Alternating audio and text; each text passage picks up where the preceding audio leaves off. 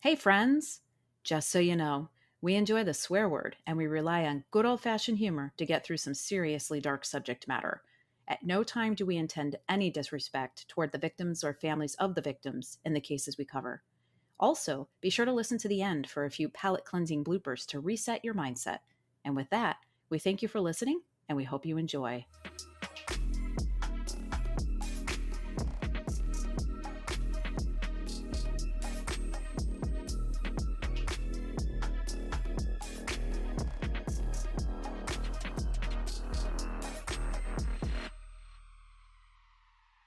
Hey friends, welcome to Crime Will Tell. I'm Jamie, along with the always smooth Carrie Manilow. I haven't actually heard that one yet. Well done. Yeah. I wish I knew a song off the top of my head so I could just bust into song, but I don't. So we are back after a short little hiatus. Little impromptu hiatus that we needed to take.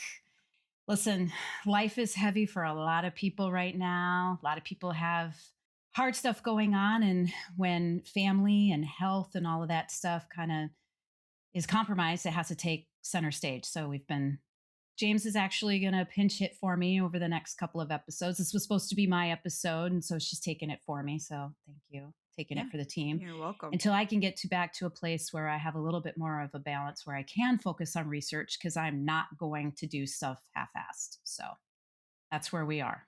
Yeah, and I'm happy to jump in, but I apologize to everyone that you're going to be hearing more of my voice than Carrie's for the time being.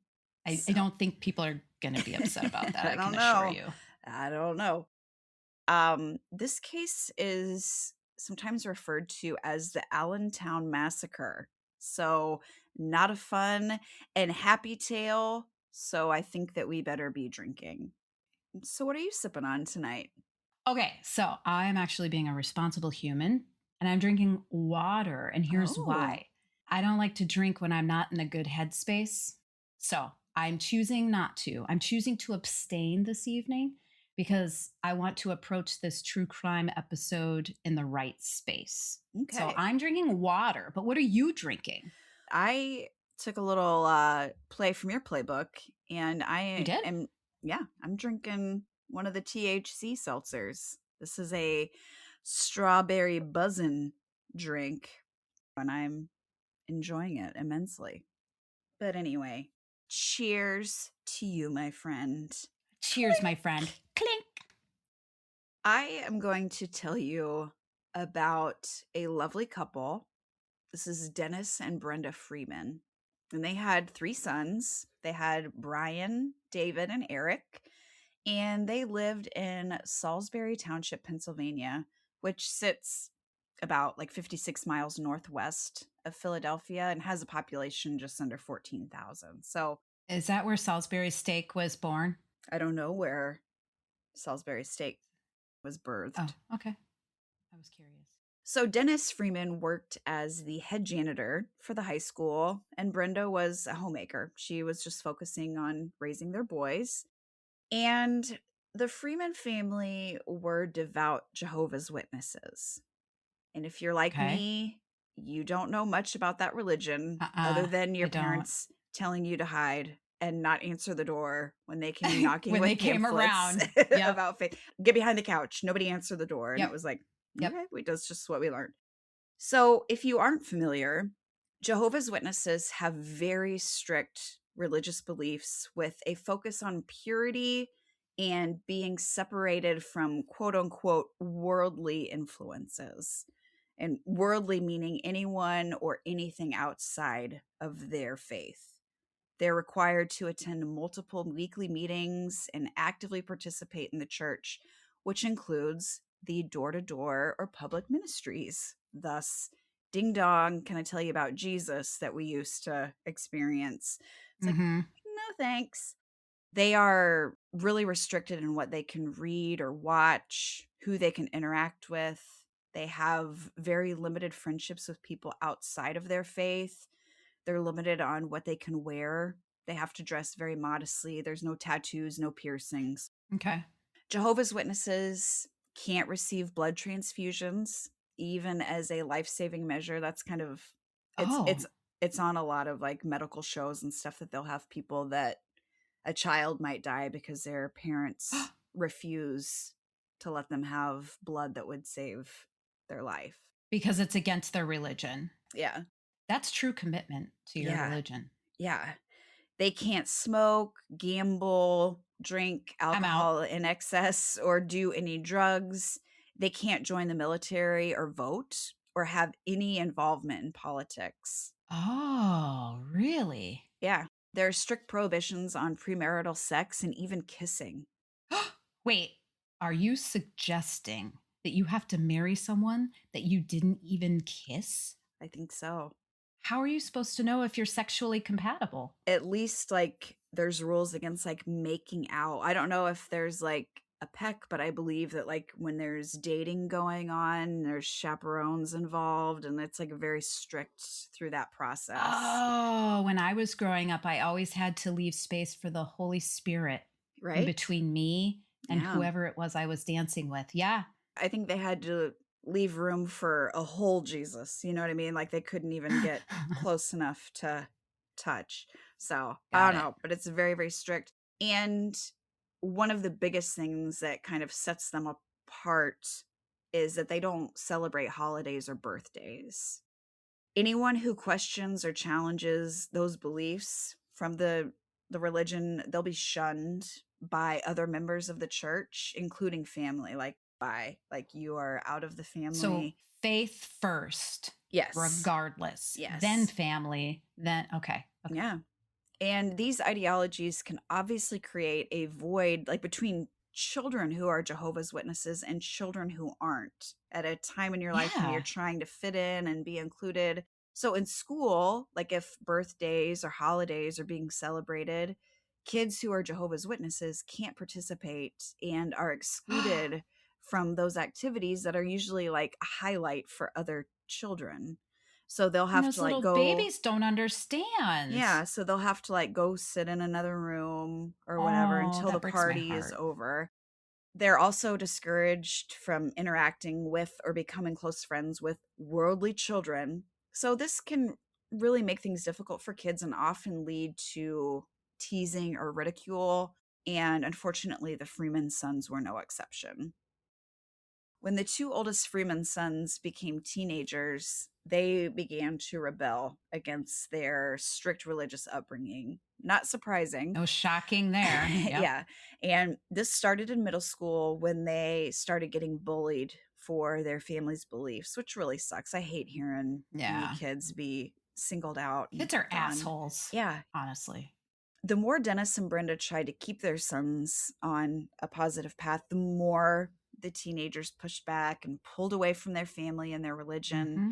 So Bryan and David, along with their slightly older cousin Nelson Birdwell III, who thank God went by Benny, who I'll be referring to as Benny from here on out. They began, drinking alcohol. They were trying drugs, getting into fights, just really just started getting into a lot of trouble. There was a lot of tension in the household. Dennis and Brenda actually sent their sons to a rehab facility in 1993, but it just didn't really have any sort of positive impact on the boys. Like, just they were trying everything. They were bringing in specialists. They were talking to anyone that they could, and nothing was making a dent because I'm sure part of their approach was forcing the religion even harder, trying to get the Hmm. boys back in, and that just pushed them away even more. So it's like you can see it as an outsider, like what Yeah. must have been going on. Whole different version of conversion therapy. Exactly. And when it's your parents trying to do it, you're like, fuck Hmm. off. Yep. So they just, continued farther down this really dark path. Their mother and their younger brother Eric were scared of them. They didn't like being in the home with them as they just became more angry and increasingly violent. And they Mm. even had like altercations with their driver's ed teacher and the principal of their high school. Like they were getting in like to fights with staff and adults. Like it was just a lot So they were just happening. looking for shit to get into. Exactly. Bryan ended up being suspended from school for drawing racist pictures in a book. And I mean, just becoming gigantic assholes. And I kind of mean that literally, because Bryan and David both ended up being over 6 feet tall and weighed over Oh my 200 God. pounds. So their increasing violence and their size were incredibly intimidating. I totally understand why their mother and little brother were afraid of them. And their behavior had led to multiple visits by the police to the Freeman home, but no charges were ever brought against them. It Sure. was just kind of this like, hey, dickheads, quit fucking around, bye. Yeah. But even more troubling, the teens became very involved in the neo-Nazi skinhead movement, Oh which boy. those words just even coming out of my mouth It's make almost me like they were pushed into ugh. it. They became obsessed with the violent ideologies and the power that they felt from their hate-filled beliefs. Fun fact, not really, this is more of like a really shitty twist, but I learned something that I was like, oh, that's fucking crazy. So, Jehovah's Witnesses were some of the targets of the Nazis during the Holocaust, which I hadn't even thought of them being out of like the US. I thought it was kind of, I don't know, just a newer religion like in the US to me for some reason. But thousands of Jehovah's Witnesses were sent to concentration camps or were executed during the time that the Nazis were in power. So it's Really? crazy. I mean, it's again understandable, but like just wild that they did that like full 180. It's like their parents were shunning them for turning away from the religion, but now Mm-hmm. their new beliefs were having them turn against the beliefs of their family. It's just Yeah. fucking wild. Yeah. Anyway, so the brothers started wearing swastika armbands and they dressed in army style pants and combat boots, just taking on that look. They shaved their heads and they ended up getting tattoos on their foreheads, like right on their hairline. So shaved heads, they have these tattoos on their hairlines. I'm not sure if that's like a favorite spot for Nazi tattoos or to express hateful beliefs or just probably an easy spot to cover up racist bullshit if you need to. Mm-hmm. So these kids are doing all the permanent shit that's completely against their religion. Yeah. And just not Okay. thinking because, bro, you're going to have to grow some bangs for a job interview. You know what I mean? Like, they're just How not old are they thinking. at this point? They are 16 and 17. Yeah. Testosterone, puberty, anger, the whole Yeah. nine. Just brewing, and it's not good. So, David had a Sieg Heil tattoo on his forehead, which means Hail Victory, and was used as a salute and a chant to pledge allegiance to the Nazi Party and to Adolf Hitler. Well, that's pretty. Bryan and their cousin Benny had the word berserker on their foreheads. The term berserk refers to becoming uncontrollably angry and violent due to extreme rage and to act destructively due to an overwhelming anger. Whoa. So they're 16 and 17. They Hmm. haven't had enough years to amass that kind of feeling, in Right. my opinion. And who signed Okay. off for those tattoos, motherfuckers? Anyway, Bryan also has a giant swastika tattoo that is made out of like a skull and bones on the side of his neck. So they just went balls into this. They really And did. so they were obviously, trying to look big and tough, but to me, they just look like giant twat stickers. Oh my God. Yes. That was fucking fantastic. I'm pretty Twat proud of stickos. I'm pretty Yeah, proud of you that. should be pretty proud of that. That's good. That's good. That is primo. And face tattoos are a fucking commitment. A lifelong statement. Like They serious commitment. Yeah, like they truly wanted their love of whiteys to be known and just went all in. It's so gross. I can't. And they're like assuming that it's going to match all of their outfits. Yeah, it's gonna clash with most outfits. It's going to clash. Can you imagine if those guys showed up and they're like, "Ding dong, hi, can we give you some light reading about Jesus?" I'd be like, "No, fucking scary ginger lock tattoo face motherfuckers, run along." So three, rebelling teenage boys who are just, like I said, balls deep in this hate and white supremacy is going to end well, right? It sounds amazing. I can't think of anything better. So the teens had plans. They were going to go attend like multiple neo-Nazi events and rallies, but in an effort to keep them from going, Dennis and Brenda actually sold their son's car. So they were like, "No, you know what? How are you going to get there?" And this Oh my obviously like God. pissed off the Pissed. teenagers. Yes. So on February 26th of 1995, this was a Sunday night, the tensions in the Freeman family came to a head. So 17-year-old Bryan and 16-year-old David were hanging out with their cousin Benny, who was 18. So they're 16, 17, and 18. Okay. They had gone to see a movie and then they returned back to the Freeman home after their 11 o'clock curfew. So they were a little bit late. Brenda was pissed that they'd come home late, and this caused an argument. They were just arguing in the basement of the home. She asked her nephew Benny to leave the house, and he walked outside pretending that he was going. But Oh boy. when Brenda went back upstairs, Benny snuck back into the house, and the three boys went right back down to the basement to continue hanging out. But they're being kind of loud, and she's like, God damn it. So she comes back down to the basement, found out that Benny was still there after she had once again asked him to leave. Like, I think this had happened multiple times, and she's just like, God damn it, Mm. get out of my house. So her sons didn't want him to go, and the argument just quickly escalated. Bryan ended up shoving a pair of shorts into his 48-year-old mother's mouth to silence her. So then Bryan ran upstairs and grabbed a kitchen knife, came back down to the basement, and began stabbing her in the chest with a kitchen knife. Some of those wounds ended up Jesus. piercing her lung and her heart. Benny, her nephew, then beat her in the head with a barbell from like a weight set until she was dead. David and Benny then went upstairs to the bedrooms where 54-year-old Dennis and 11-year-old Eric were sleeping in their bedrooms. While Dennis was sleeping in his bed, David and Benny attacked him with a pickaxe handle, a metal baseball bat, and a knife. He was beaten so badly that his face was unrecognizable and his skull was broken into pieces. Oh my God. They He was like brutalized him. missing skull pieces. Yeah. Oh my gosh.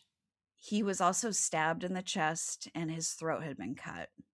Benny then went into Eric's room and beat him to death with a pickaxe handle so severely that parts of his skull were found in other areas of the home.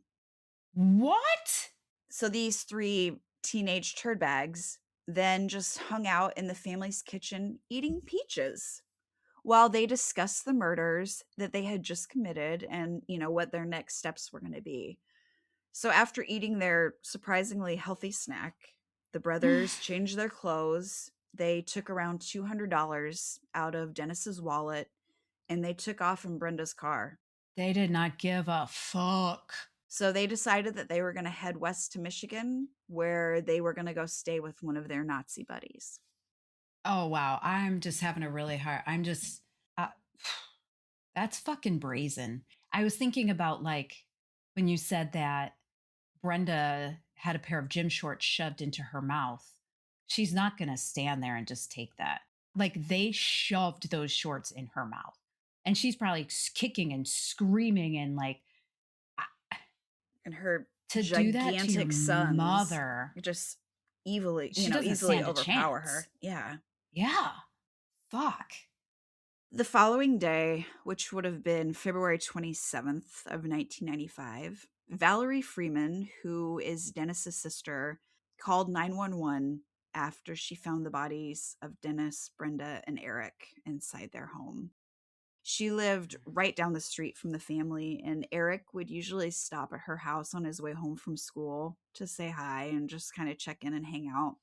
He hadn't stopped by that day, so she got a little worried, and so she, went down to her brother's house to check on things. And when she got there, she also noticed that Dennis's truck was in the driveway, which was really strange. At that time, he should have been at work. So that meant he either hadn't gone to work that day or had come home earlier, which was another cause for concern. Like maybe Eric was sick Right. or they were, whatever. So she was just going to go check on him. The front door was locked, which was unusual. But she was able to enter the home through an unlocked sliding door on the side of the house, and she made her way back to Eric's bedroom. And Oh. that's when she discovered the just bloody crime scene and the body of her young nephew. Down the hall, she found Dennis's brutalized body in his bedroom, and that's when she, just turned around and she left the home. And she ended up running to a neighbor's house to call police. And headwoods fucking bleed. Oh, Mhm. if they bleed, the whole scene had to have been, aside from the fact that it was her brother and her nephew, it had to have been so jarring. Yeah. So there's an episode of Killer Siblings, which is a show on Oxygen that covers this case. Is And it really? I'm gonna have yeah. to check that show out.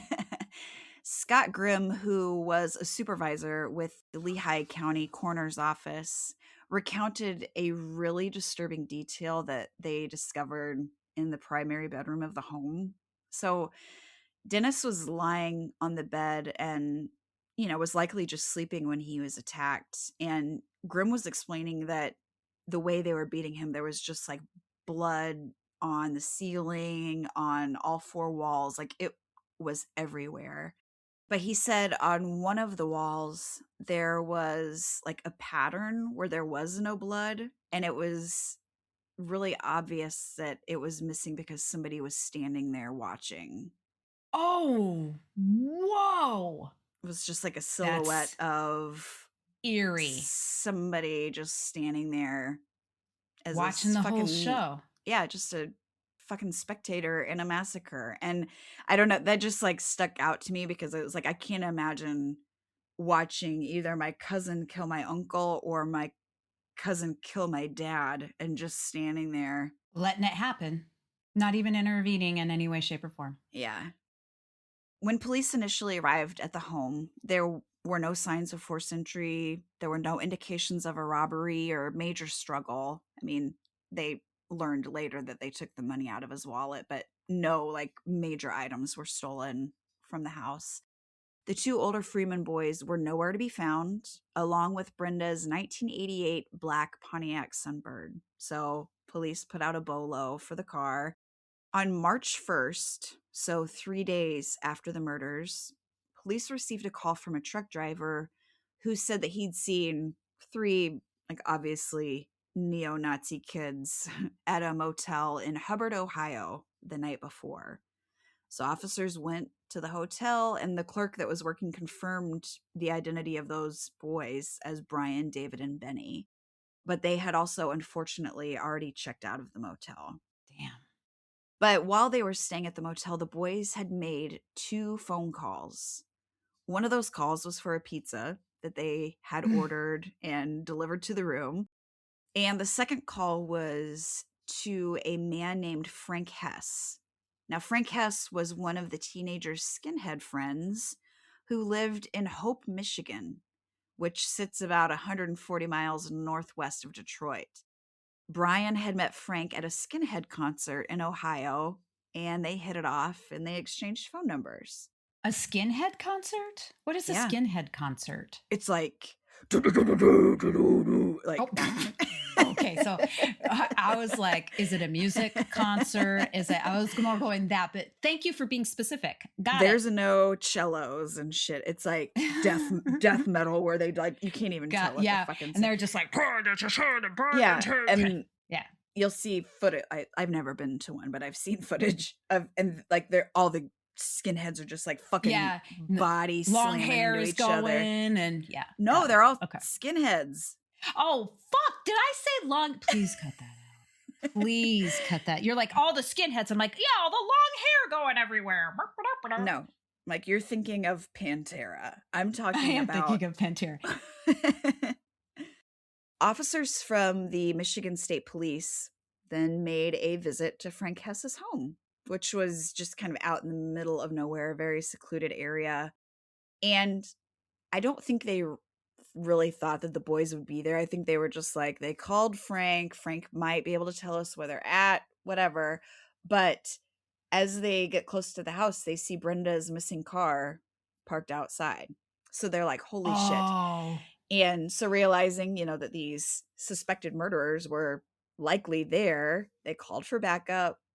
So as more officers arrived, they could see the 3 teens and Frank Hess. So 4 probably pretty big guys in a tiny Sunbird or Sunfire, whatever it was. Kind of makes me laugh. And so they take off. Of course, there's like a ton of officers at this point. They followed them and ended up taking all 4 of them into custody without a fight. There was no sort of issue, thank goodness. They separated them and they were all interviewed individually.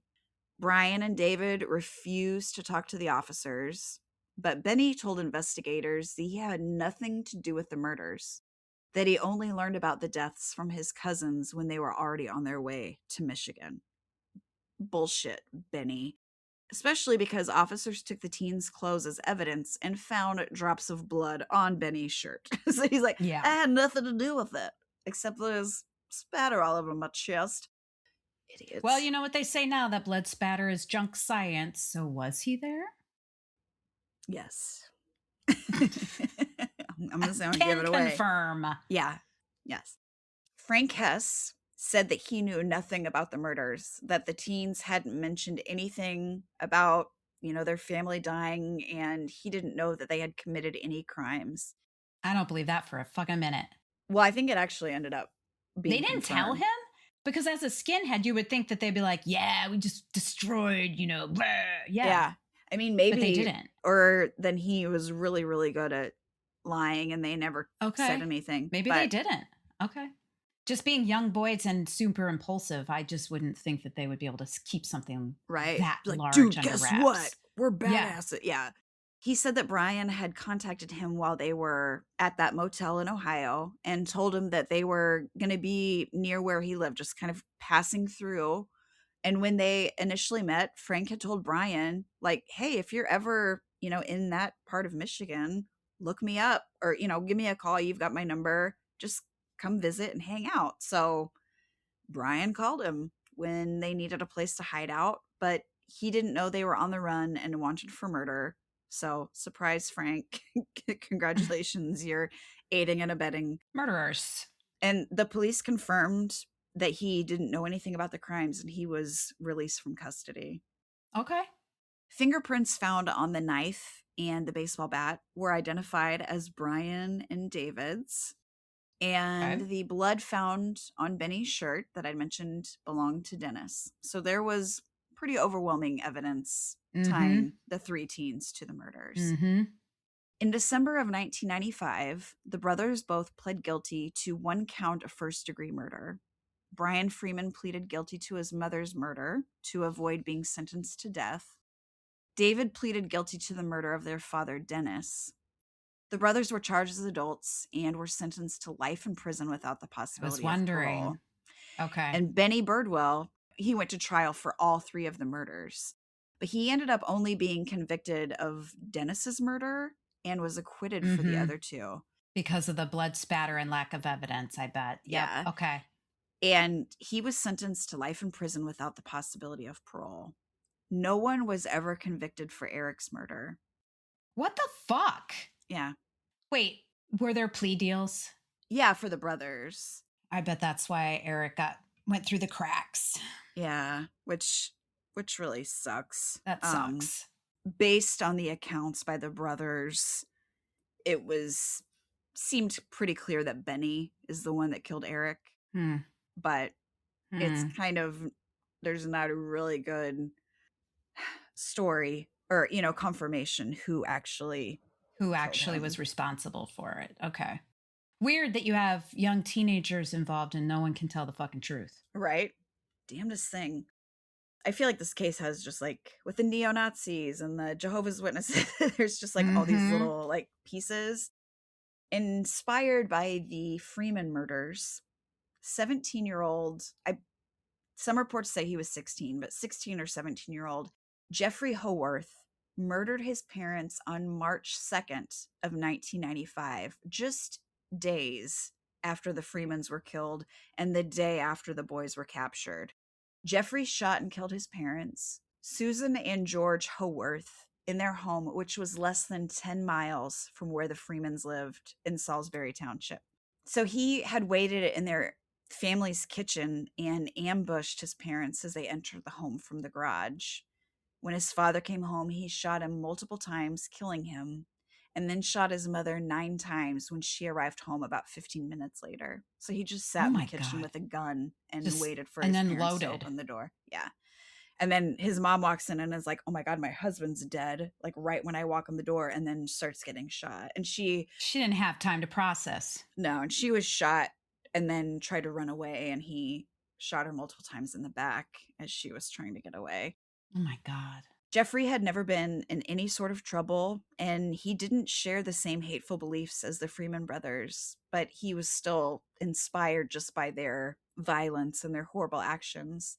He had apparently been struggling in school and was set off after failing a test in his Spanish class. Like, that's what triggered all of this. Why did he direct all of that toward his parents? Because I think he thought that they were going to be mad at him about his grades, and he'd been really struggling at school, and I just think that he was worried about their reaction.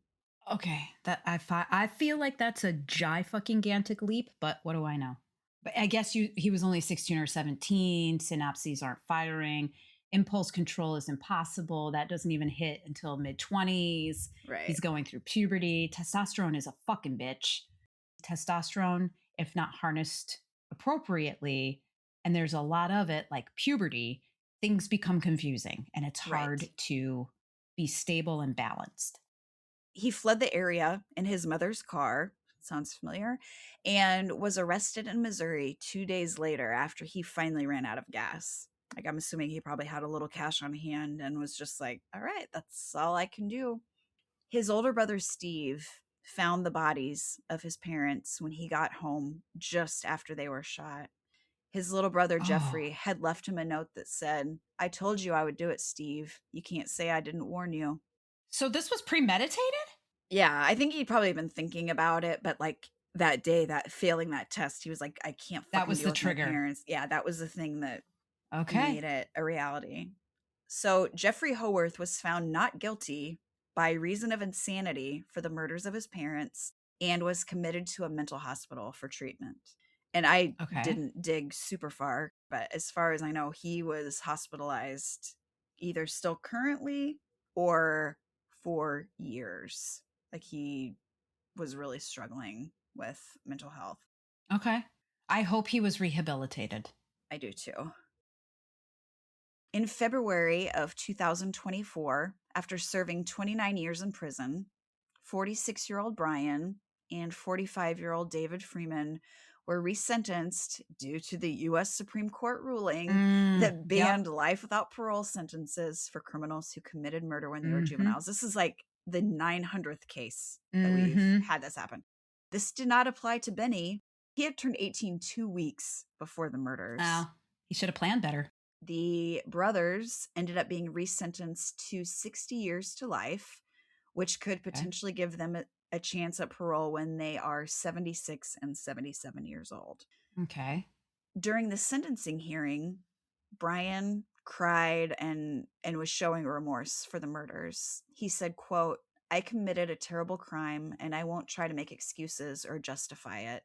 Everyone deserves to live a safe, happy life free of violence and pain, and I took that away from my family and my community. I bear full responsibility for the murders. I would give anything to have my family back and take away all the trauma."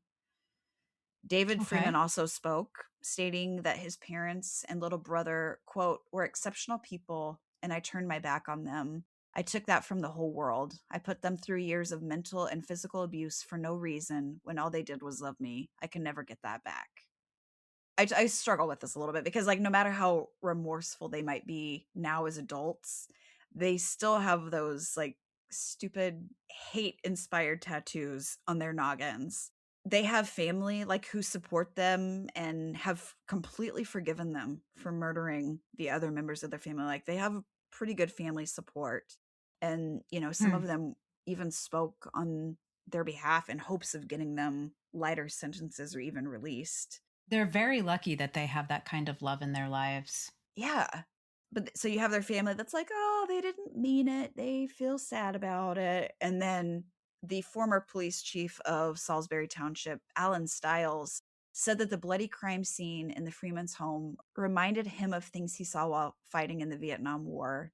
And Joseph Vasquez, who was a detective with the state police, said that this crime was the worst thing he saw during his 44 years in law enforcement. So does being capable of savagely murdering your parents and brother or aunt and uncle and cousin ever leave you? Like, can that kind of darkness and brutality truly just go away? I That's a don't really good question. know. But I have a hard time believing that guys who in adulthood were in prison who are sporting neo-Nazi tattoos didn't fall right in with the white supremacist groups in prison and have continued those hateful beliefs. So they Hmm. may feel, they might feel remorse for killing their family, but still have a lot of hate that would be potentially directed at other people for Yeah. very innocent reasons. And I don't want that hateful racist shit back on our streets. It's like we're dealing with enough of that these days without adding these turds to the shit Hmm. someday. So I just am a little bit torn. They've been in prison for a long time since they were teenagers, but I have two thoughts. One, when they are eligible for parole at 76 and 77, or 75 and 76, mid 70s, they will have lived their entire formative life behind bars, multiple continuous decades.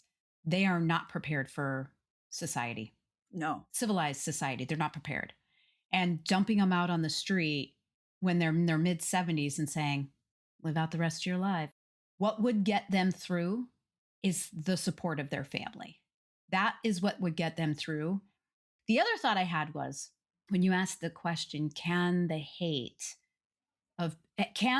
ability to take another's life actually ever leave you? And I struggle because of their age and the development of their brains. Yeah. So when you ask that question, I feel like, yes, I think it is possible for someone at a certain age and a certain brain capacity to have impulses that they would not otherwise ever act on as adults. Right.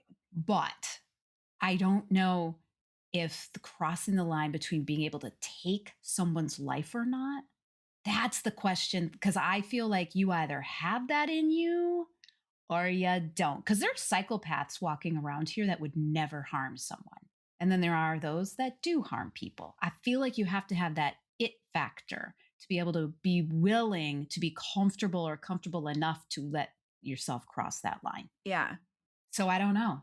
And maybe they're super embarrassed of their tattoos and shit, but I have a hard time believing that in an interview or something, they can be like, "I'm so remorseful," and then turn around and be like, "Yeah, I got 3 murders under my belt," whatever, like, just Yep. bragging.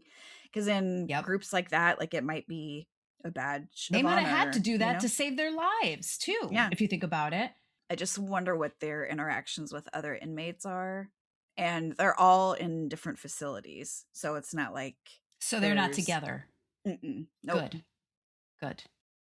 So they might be getting parole based on that sentencing, but in January of this year, so 2026, the Pennsylvania Superior Court vacated the resentencing from 2024 because the judge who heard that case should have recused himself. Why? So that judge was the prosecutor on the 1995 copycat murder case that I had mentioned Stop previously. it. So since it was related kind of to that case, the judge should not have been involved with the Freeman's resentencing.